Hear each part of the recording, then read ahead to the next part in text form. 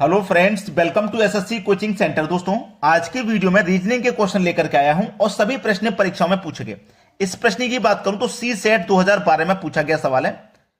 अब यहां पे आपको ये संख्या फाइंड करनी है, यहां पे कौन सी संख्या आएगी ये बता देना है। बता दिया, ऑप्शन में सही है, लग गया, समझ लो सही है। अब करने का तरीका क्या होना चाहिए इसके लिए? 5, 11, 17, चाहे तो मैं ऐसे बनाऊं चाहे ऐसे बनाऊं। ऐसे तो बन नहीं पा रहा है क्योंकि मल्टीप्लाई में भी नहीं आ रहा है, जोड़ने में भी नहीं आ रहा है, 41 नहीं बनेगा, तो ऐसे ही बनाऊंगा मैं क्या करूं, पहले इन दोनों का अंतर कर लेता हूं। ठीक है, अंतर कर लेता हूं, पहले मैं इनका अंतर करूंगा। इनकी 11 में से 5 को घटा दूंगा, 11 में से माइनस कर दूंगा 5, तो मेरे पास 6 बचेगा। 6 बचा ना। अब इस 6 में इसी 11 को जोड़ देंगे बीच वाली संख्या को, तो 17 मिलेगा। लॉजिक समझ में आया? यहां भी सेम अंतर कर दो, यानी कि 29 में से 23 को घटा देंगे। जैसे 11 में से 5 घटा दिया, 29 में से 23 घटा दो। 29 माइनस 23 घटा दिया तो कितना बचेगा? यहां पे भी 6 बचेगा। 6 बचने के बाद जैसे यहां पे हमने बीच वाली संख्या को जोड़ा ना, यहां भी बीच वाली संख्या को जोड़ेंगे, यानी कि 29 को। तो 6 और 29 मिलकर के 35 हो जाएगा। 35 ही तो दिया गया है। क्लियर हो गई बात?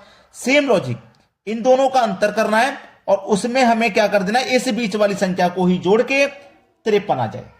ठीक है, इसमें से घटाना है 41 को, यानी कि क्वेश्चन मार्क में से घटा देना है हमको 41 को। घटाने के बाद में क्या आएगा? देखो, यहां भी 6 आया था, यहां भी 6 आया था, तो घटाने के बाद यहां भी 6 आएगा। क्लियर है ना? उसमें फिर इस बीच वाली संख्या को ही जोड़ के 35, आपका वो 35 नहीं 53 है, यहां पे 53 मिलना चाहिए। चलिए, मैं यहां पे कौन सी संख्या लूं जिसमें से 41 घटाने पे 6 आ जाए? 47 लूंगा भाई। 47 में से 41 घटाऊंगा, 6 आ जाएगा। 6 आ जाएगा। अब क्या करूंगा, 47 मैंने बीच वाली संख्या लिया है और बीच वाली संख्या को ही जोड़ूंगा, यानी कि 47 को ही जोड़ूंगा, तो 6 और 47 मिलकर के 53 हो जाएगा। बिल्कुल सही है। तो इसका मतलब यहां कौन सी संख्या आएगी? प्रश्नवाचक चिन्ह की जगह पे 47 आ जाएगा, जो कि हमारे सी ऑप्शन है। बिल्कुल सही जवाब। अब देखते हैं अगला प्रश्न। अगला प्रश्न है, यह प्रश्न आपका बड़ा ही लाजवाब है, बड़ा ही लाजवाब। आपको देखो, एक ट्राइंगल ये है जिसमें 3 संख्या है, एक ट्राइंगल ये है जिसमें 3 संख्या है, और एक ट्राइंगल ये है जिसमें 3 संख्या आ रही है। आ रही है कि नहीं आ रही? अब यहां पे हम करेंगे क्या, वो ध्यान दीजिए। यहां पे हम क्या करने वाले, पहले मैं बात कर लेता हूं इस वाले ट्राइंगल की, फिर बात कर लेंगे इस वाले ट्राइंगल की, फिर बात कर लेंगे इस वाले ट्राइंगल की। आंसर मिल जाएगा। मिसिंग नंबर की जगह पे क्या आना चाहिए ये हमको पता लग जाएगा। ठीक है, चलो अब मैं क्या करूं, अगर मैं इन दोनों संख्याओं को ऐड कर लेता हूं इस वाले ट्राइंगल में, 5 और 7 को, तो 12 हो जाएगा। और 12 को अगर 2 से डिवाइड कर दो तो 6 मिल जाएगा। ये तीसरी संख्या मिल जाएगी। क्लियर है ना? इतनी बात, कोई दिक्कत? किसी को कोई दिक्कत नहीं। जैसे मैंने इन दोनों संख्याओं को जोड़ा, ऐसे ही अगर मैं इन दोनों संख्याओं को जोड़ लूं तो 10 और 4 14 हो जाएगा। और इसको भी अगर मैं 2 से डिवाइड कर देता हूं तो 7 मिल जाएगा, यानी कि ये कॉर्नर वाली संख्या भी मुझे मिल जाएगी। बिल्कुल वैसे ही अगर मैं इन दोनों संख्याओं को जोड़ लूंगा तो 8 और 6 14, और इसको भी 2 से डिवाइड कर दूंगा तो मुझे क्या मिलेगा? 7। मतलब ये वाली संख्या मुझे पता लग जाएगी, कॉर्नर वाली क्या है? 7 है। सवाल खत्म। पहला ही ऑप्शन प्रश्न का बिल्कुल सही जवाब है। सवाल हो गया खत्म। इतना ही था बस इसमें। चलिए अब देखते हैं अगला सवाल। अगला सवाल है, देखिए एक ट्राइंगल है, ये भी एक ट्राइंगल है, ये भी एक ट्राइंगल है। बीच वाली संख्या फाइंड करनी है, ये वाली। यहां क्या आएगा? जैसे ये बीच में 40 कैसे आया, पहले इसको फाइंड करो। तो बीच में 40 जो है, ये बाहर वाली संख्याओं से कुछ ना कुछ करके हमें ये लेके आना, बीच वाली संख्या 40 को जोड़ के लेके आऊंगा। क्या? 5 दूनी का 10, 10 का मल्टीप्लाई 4 से करूंगा 40। ठीक है, 3 पंजे 15, 15 का मल्टीप्लाई 3 से करूंगा 45, तो 6 चौके 24, 24 का मल्टीप्लाई 1 से करूंगा 24 हो जाएगा। प्रश्न में हमारा सी ऑप्शन बिल्कुल सही जवाब। किसी को कोई प्रॉब्लम है क्या? किसी को कोई प्रॉब्लम है? बाहर वाली जो तीनों संख्या हैं, ये जो तीनों संख्या हैं बाहर वाली, इनका आपस में हमको मल्टीप्लाई करना है, यानी कि 5, 2 और 4, यही तो है। 5 दूनी का 10, 10 चौके 40, यानी कि ये बीच में 40 मिल गया।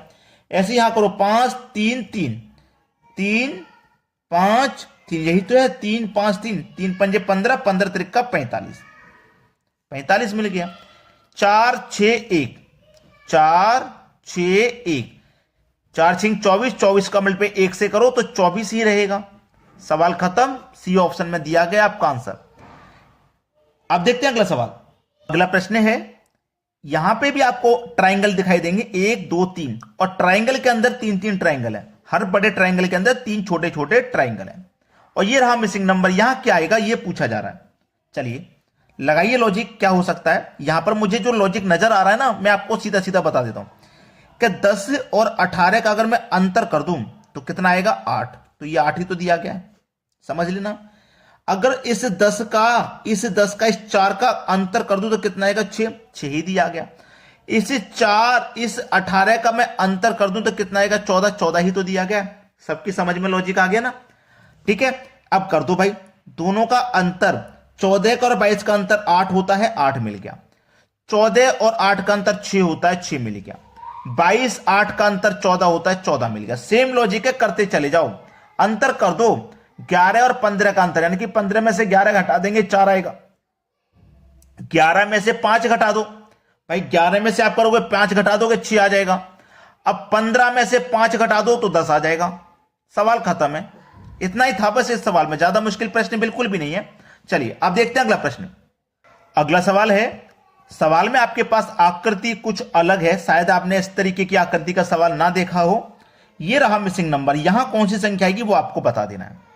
चलिए अगर मैं यहां पे देखूं इस तरीके से कि इसको पहले अलग सॉल्व कर लिया जाए, ऐसा सवाल जब आता है ना तो उनको अलग अलग सॉल्व किया जाता है। इसको पहले अलग, ठीक है, और इसको नीचे वाले हिस्से को अलग और इस नीचे वाले हिस्से को अलग कर दिया जाए। तो सबसे पहले मैं इस हिस्से को देखता हूं, इसमें क्या है। 2 और 4 है। अगर मैं 2 का भी स्क्वायर कर दूं 4 और 4 का स्क्वायर कर दूं 16 और दोनों को अगर मैं जोड़ दूं तो मुझे 20 मिल जाएगा, ये वाला। ये सॉल्व हो गया। ऐसे ही मैं 5 का स्क्वायर कर दूं 25 और 2 का स्क्वायर कर दूं 4 और दोनों को जोड़ लूं तो मुझे 29 मिल जाएगा। 25 4 29 होता है, यानी कि ये मिल गया। सेम तरीका इस्तेमाल करना, 6 और 3 दोनों का स्क्वायर करो। 6 का स्क्वायर 36, 3 का स्क्वायर 9, जोड़ दो भाई, 36 में 9 जोड़ दो 45 हो जाएगा, 45 मिल गया। सेम दोनों संख्याओं का स्क्वायर करके जोड़ देंगे, 65 मिलना चाहिए। ठीक है, चलिए 7 का स्क्वायर करूंगा पहले मैं 49।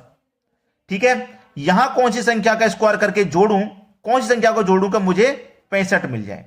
अब देखो 49 से 65 होने में कितना कम है, 16 कम है ना। कितना कम है, 16 कम है। और 16 क्या होता है, 4 का स्क्वायर। तो यहां से इसका मतलब यहां 4 आ जाएगा। सी ऑप्शन बिल्कुल सही जवाब है आपके प्रश्न का। अब देखेंगे अगला सवाल। अगला सवाल है, यहां पर जो सवाल है उसमें मिसिंग नंबर पहले देख के लीजिए, ये रहा।